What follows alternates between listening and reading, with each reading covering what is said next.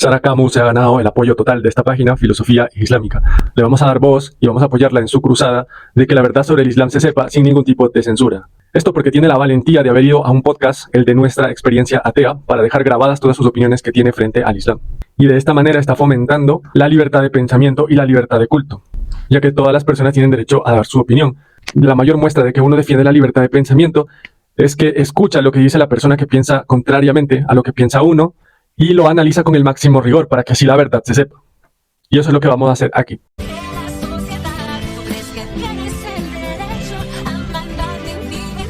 Pues el día de hoy hemos invitado a alguien muy especial, que nos va a ayudar a comprender un poquito de cómo es esta religión que poco a poco parece estar tratando de meterse en Latinoamérica. Hay que puntualizar que lo que se está extendiendo por Europa y Latinoamérica o Hispanoamérica, para que no se enojen los hispanistas, no es el Islam, sino una rama del Islam llamada wahabismo y salafismo.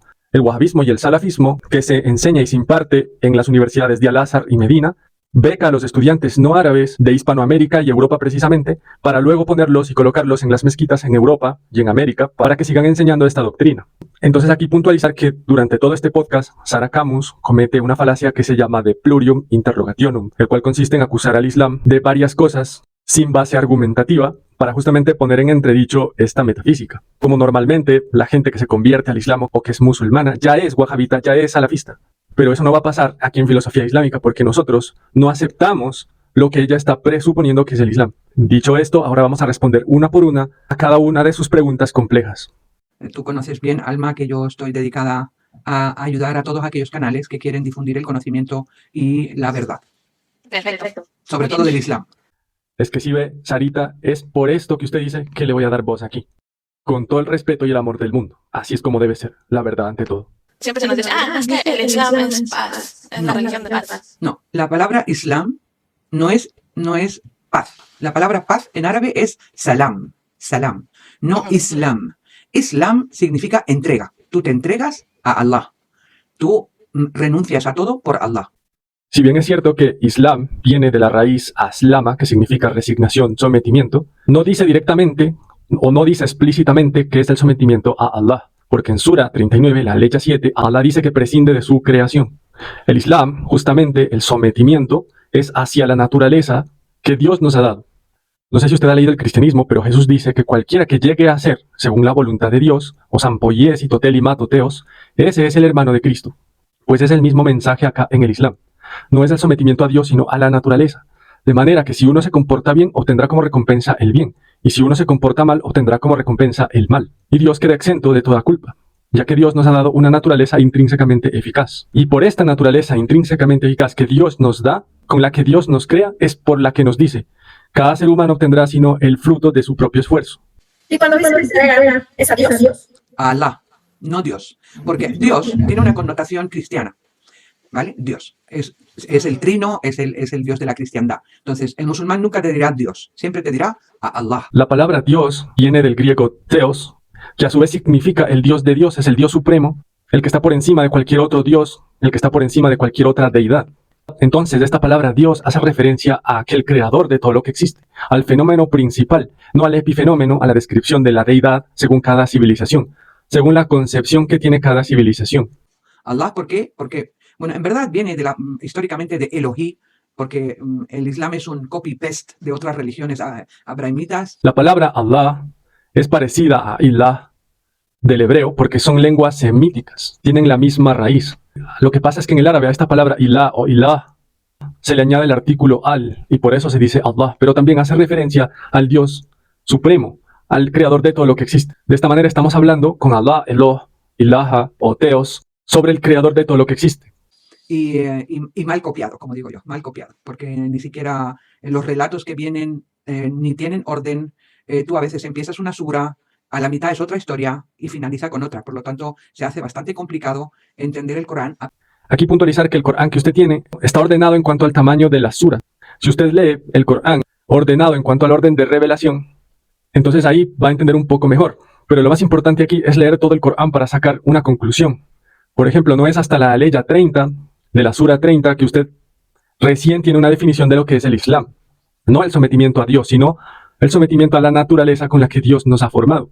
فَأَقِمْ وَجْهَكَ لِدِينِ حَنِيفًا فِطْرَةَ اللَّهِ الَّتِي فَطَرَ النَّاسَ عَلَيْهَا. Voltea tu rostro a no ser religioso, sino comportarte según esa naturaleza primigenia con la que Allah ha formado a la humanidad. A pesar de que dice que él es el último libro que envía Alá y es el libro que toda la humanidad entenderá. Y tú dices, ¿cómo? Si vino en árabe y la humanidad entera no habla el árabe. El Corán es un libro enviado a la humanidad entera precisamente porque la humanidad tiene como característica esencial la racionalidad y la capacidad, por esencia, de entender el lenguaje escrito. Así que da igual que lo haya enviado en árabe, en inglés o en alemán, ya que al ser lenguaje escrito, el único que puede entender este lenguaje escrito es aquel ser que por esencia tiene esa capacidad. Por eso Allah dice, Kitabun fusilat ayatuhu Qur'anan arabiyya liqaumin ya'lamun. A la gente que ya'lamun tiene ilm o capacidad de razonamiento por esencia. O sea, Alá o se le despistó que había más humanidad más allá de Oriente Medio, porque los profetas solo nacían allí, y se olvidó que existía América, África, Asia, porque ahí no mandó ningún profeta con libro sagrado. Si usted ha leído la Biblia, se va a dar cuenta de que Moisés fue enviado a los egipcios. Se va a dar cuenta de que Ibrahim fue enviado a una zona en Irak. Salih, en el Corán mismo, son profetas enviados a la Arabia. Se va a dar cuenta de que precisamente Egipto está en África. Esta idea de que todos los profetas solamente fueron enviados a Israel es precisamente un bulo de los judíos que se creen el pueblo elegido. Ellos olvidan que en el propio Tanaj hebreo, Daniel fue enviado a Babilonia, por ejemplo. No han venido nada más que en una zona, como digo yo, incluso con falta de cultura e ignorancia. Es decir, en la península arábica eran beduinos, que muchos de ellos no sabían ni leer ni escribir. Y tú dices, ¿por qué? Si era en tiempo de Sócrates, de Aristóteles, de miles de científicos, donde a lo mejor te podían haber entendido mejor el mensaje y haberlo difundido mejor. Aquí una vez más se comprueba que los ex musulmanes son racistas y se hacen autorracismo. Consideran que una raza puede ser superior a otra, como ella mismo dice, porque no envió a una raza que era mejor, ya que los beduinos de la Arabia eran ignorantes y retrasados mentales por poco.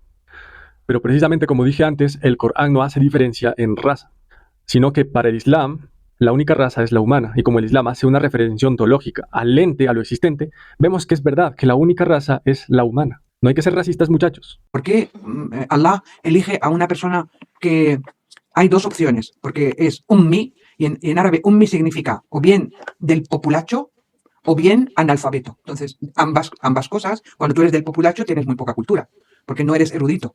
Y si eres ummi como analfabeto, pues mayor dificultad.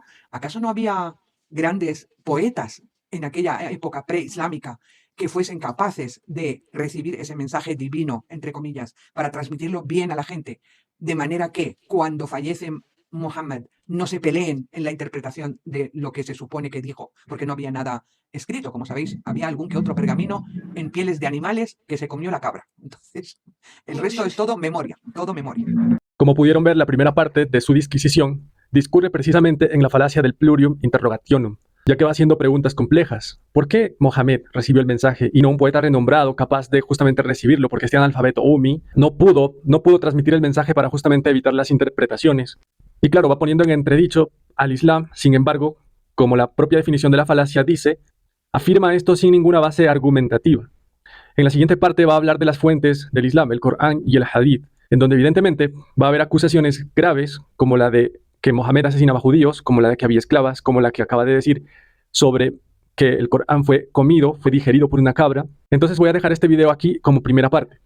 Y voy a ir hablando en las siguientes partes para más o menos ayudarle a organizar sus ideas. Aquí vimos la definición de Islam, acá vamos a ver cómo se analizan las fuentes del Islam, que hay un método obviamente para precisamente no interpretarlo sino entenderlo, y todos llegar a las mismas conclusiones. Así que nada, hasta aquí el video. Saludos, Sara.